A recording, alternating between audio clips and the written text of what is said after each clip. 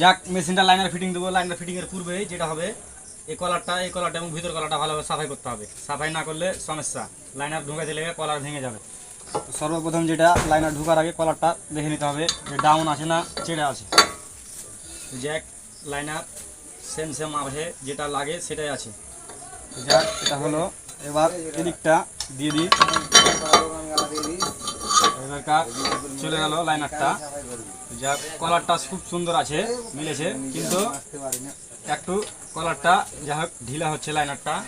এই যে দেখেন লড়ছে, লড়লে কিন্তু সমস্যা, লড়লে যে কোনো এক সাইড মেরে দিলে তখন এক সাইডে লাইনারটা খাবে। এই যে দেখেন একটা টক টক আওয়াজ বেরোচ্ছে, এই আওয়াজ হওয়া যাবে না, শুতে গেলে সমস্যা আছে, লাইনার টিকবে না এবং কি হেড গ্যাসকেট কাটার ভয় থাকে বেশি। তো যাক এটা আমরা অন্য পদ্ধতি নেব। লাইনারটা যেহেতু আছে, এটা হচ্ছে আরএস গোল, এটা হচ্ছে আরএসের প্লাজমা, এই লাইনারটা সেটিং লাইনার। তো যাক তার আগে রাবারটা মিলাবো, যাবো যে দেখে তখন পরিস্থিতি নেব। জ্যাক লাইনার ফিটিং করার আগে রবারগুলো যেহেতু দেখে নিতে হবে হাই আছে না বসে আছে, বসে থাকলে হবে না, বেশি হাই থাকলে হবে না। জ্যাক লাইনার রবারটা একটা দিয়েছি, সেম আছে, যা হোক হাই আছে একটু, তো এই হাইয়ের সমস্যা হবে না, মানে যেটা মাপ লাগে সেটাই আছে।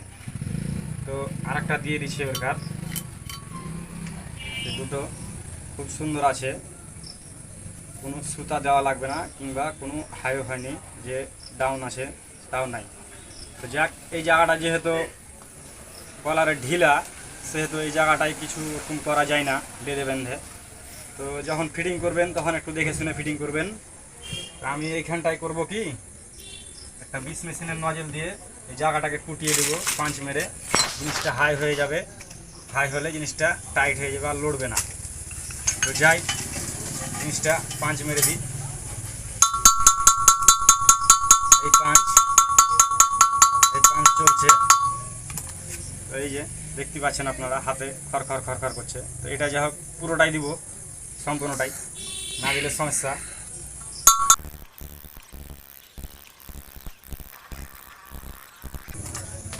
তো যাক পাঁচ মারা হয়ে গেছে, জায়গাটা যতটুকু আছে সমস্যা হবে না এবং যেটুকুন লোড ছিল সেটুকুন থাকবে না। তো এদিক যা হোক কমপ্লিট, পিস্টন রিং ফিটিং দেবো পরে। তো এখন যেটা লাইনারটা ঢুকাবেন তার আগে এখানে একটু মোবিল কিংবা গ্রিজ ব্যবহার করে নেবেন। আমি বেশিরভাগই মোবিলটা দিই, মোবিলটা দিলে লাইনারটা তাড়াতাড়ি যায় এবং রবারটা কাটার ভয় থাকে না। যাক মোবিলটা দিয়ে দিলাম, দু কলারে দিবেন অবশ্য। তো এবার বডিতে যাব। আমরা লাইনার দেওয়ার আগে ভিতর কলারে মোবিল দিতে হয় ভালোভাবে দেখেছে না, নাহলে গ্রিজ ব্যবহার করবেন। মোবিল দিয়ে দিলাম, বাহির কলারে দিব মোবিল অবশ্য, রাবারটা যেন না কাটে, রাবার কাটলে আবার পানি ঢুকবে সমস্যা করবে, তখন আর এক ঝামেলা, আবার মেশিন খুলতে হবে। জ্যাক লাইনার টাইপের কারণ আমরা ফিটিং দিচ্ছি, যেহেতু রাবার খুব সুন্দর আছে মাপ মতনই। হ্যাঁ এবার আমরা হেড দিয়ে বাড়ি দেবো এই জায়গাতে।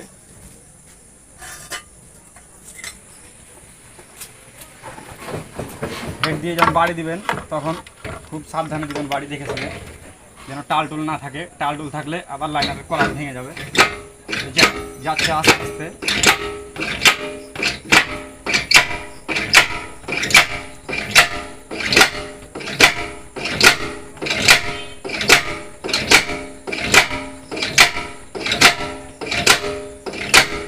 কলারটা কুটার কারণে যা হোক একটু জাম্প হচ্ছে কলারটা, যার কারণে নাট দিয়ে টাইট দেবো। জ্যাক নাট লাগিয়ে দিয়েছি দুটা এবং সেলাই দিয়ে নাট দুটা ভালোভাবে দেখে শুনে সমানভাবে টাইট দিতে হবে, কম বেশি টাইট দিতে হবে না, লাইনারের কলার আবার একদিকে চেপে যাবে, তখন আবার সমস্যা করবে। জ্যাক উল্টা দিকে দাঁড়িয়ে আছি, যার কারণে সেলাইটা একবার সিরিজ করছে।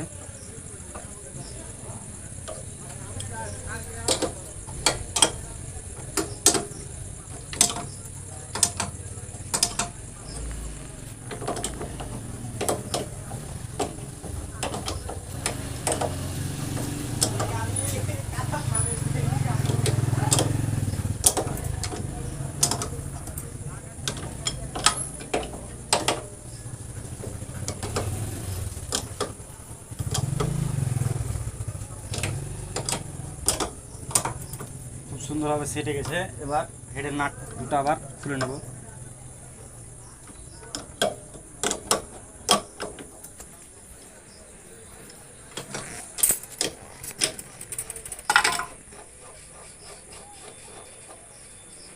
হেডের নাট খোলা কমপ্লিট।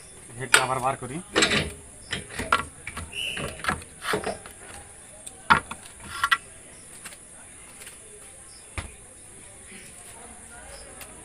এইখানটায় লাইনারের কলারটা অরিজিনাল মাপ আছে, যেটা থাকে, খুব চেড়ে নাই, খুব বসে নাই, মাপ মতন যেটা লাগে সেটাই আছে।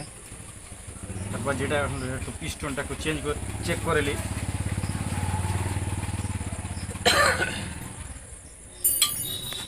এটা পিস্টন আছে আরএসজি, মানে আরএসের প্লাজমা। জ্যাক মালগাড়া ভালোই, খারাপ না চালাতে। এই পিস্টনটা যাওয়া আসা করছে ইজি, কোনো দিকে ফ্রি নেই, কোনো দিকে জাম্পও নেই। এভাবে না থাকলে সমস্যা। যদি বেশি জাম করে তখন মেশিন ঘন ঘন হিট করবে এবং সিজ করে মেশিন বন্ধ হয়ে যাবে। তো এবারকার যেখানটা এই রিং সেটটা, এখানে আপনাদেরকে দেখে নিতে হবে।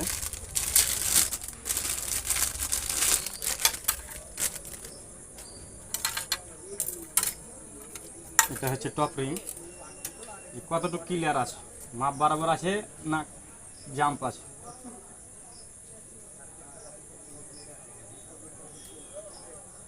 এই খুব সুন্দর মাপ আছে রিং, এটা ঘুষা লাগবে না। এই দেখতে পাচ্ছেন ইজি লড়ছে। এবার কম্প্রেশন রিং দেখতে হবে আপনাকে।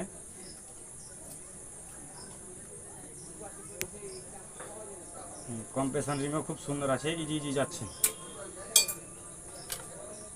এবার মোবিল রিংটা দেখে নিই।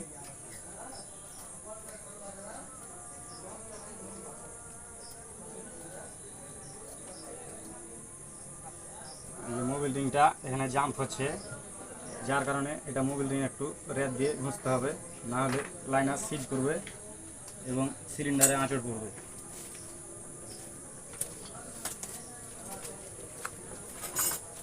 তো এই যে রেত নিয়েছি, যা হোক ঘষবো এটা একটু, জিনিসটা ক্লিয়ার করে দেবো।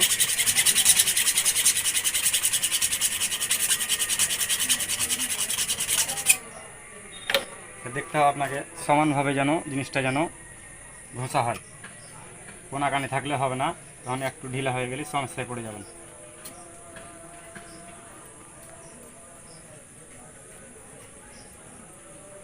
যাক, আর একটু লাগবে, এটা হয়নি, আর একটু মেরে দিই।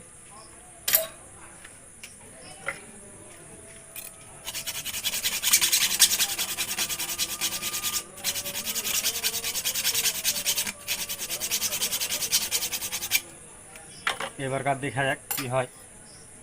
এই জায়গাটা এক চুল বাড়াবার মতন ক্লিয়ার রাখতে হবে, নাহলে সমস্যা। এই যে ওল্ডার মতন এটা ইজি আছে, আর কোনো সমস্যা আসবে না। তো যাক, এদিককার হিসাব চলে গেল। এবার পিস্টনটা ফিটিং দেবো। ফিটিং দেবো গজন পিনের সাথে। তার আগে পিস্টন একটু মোবিল দিতে হবে, তাহলে জিনিসটা ইজি যাবে, কোনো জাম করবে না। এবার গজন পিনটাতে দিতে হবে, তাহলে খুব সুন্দরভাবে যাবে। এটা কানেক্টেনের বুশো একটু দিতে হবে।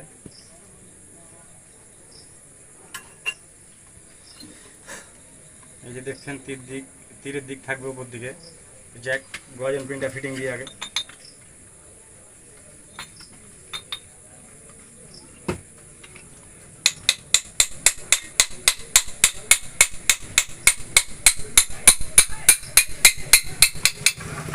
গজন পিন যে বরাবর লাগবে আমাদের সে বরাবর চলে এসেছে। এখন এই জিনিসটা মিলাতে হবে, যেহেতু এই যে চিকন দিক আর মোটা দিক, এই চিকন দিক থাকবে উপর দিকে, আর এই যেখানে কানেক্টনের নাম্বার আছে এই কানেক্টনের সাইডে।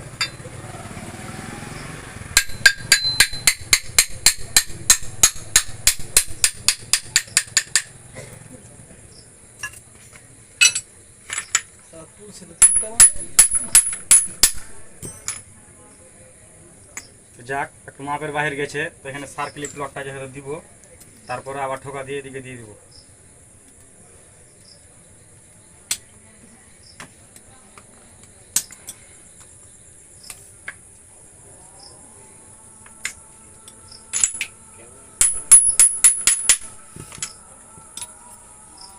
তো এবার আর একটা সার্কেলিক প্লাস দিয়ে দিই দিকে।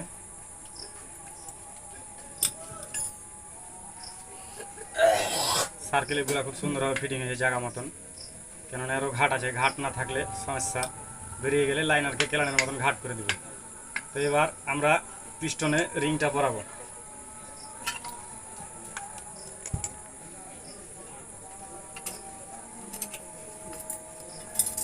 এটা রিংয়ের চুরি, এটা একটা, এটা স্প্রিং মতন কাজ করে, এটা দিতে হবে, না দিলে হবে না।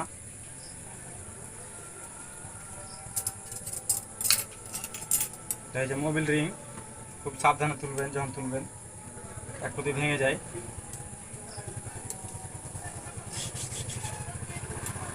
এটা কম্প্রেশন রিং আছে দুটা,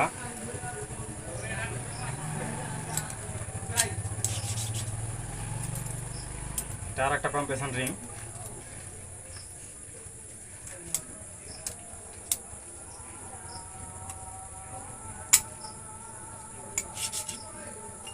এবার টপ রিংটা দিব।